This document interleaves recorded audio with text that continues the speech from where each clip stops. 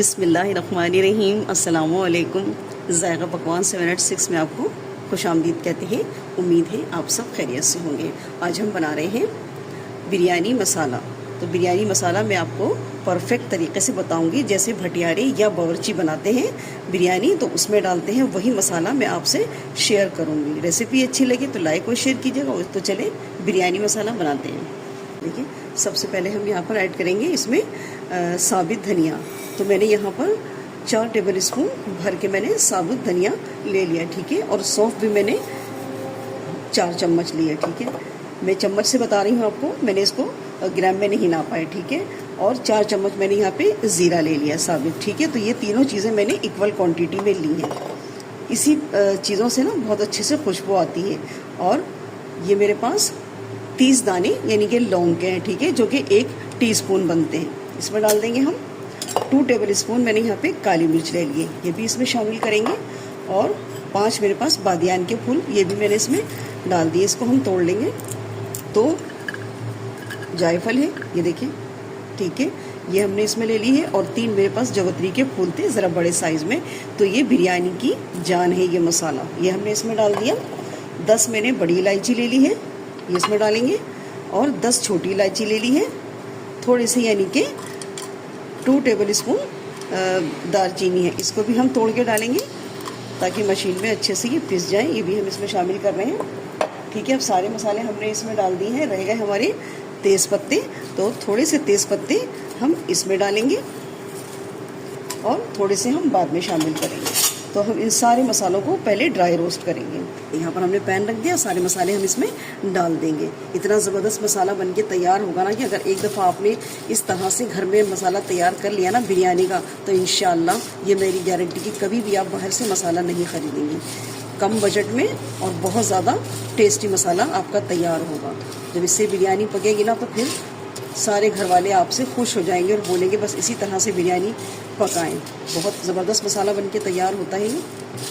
बस इसी मेथड को फॉलो कीजिएगा और बिरयानी मसाला घर में तैयार कर लें। बाहर के मसाले आपने देखे होंगे कि कभी अगर आते हैं, ऐसा होता है कि वो डब्बे ज़्यादा दिन से रखे होते हैं, जब पकाते हैं तो उसमें खुशबू ही नहीं आती। कहते हैं भाई बिरयानी में तो कोई खुशबू ही नहीं आ रही है।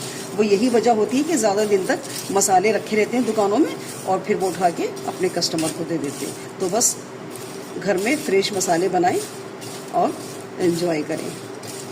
बस इसको इतना भूनेंगे ना कि इसमें हल्की सी खुशबू जैसी आना शुरू होगी तो बस हम फ्लेम बंद कर देंगे। बहुत ज़्यादा इसको डार्क कलर का नहीं करना, वरना इसका टेस्ट ख़राब हो जाता है। बिल्कुल हल्की हल्की सी इसमें से खुशबू आने लगी। और हाँ, मैं ये कभी भी आपको ये रेकमेंड नहीं करूँगी कि ये मसाला बनाकर आप 6 महीने के लिए रख लें या आप साल के लिए रख लें। ना ना ना, ऐसा बिल्कुल भी नहीं। फिर कोई फ़ायदा नहीं है हमें घर में मसाले बनाने का।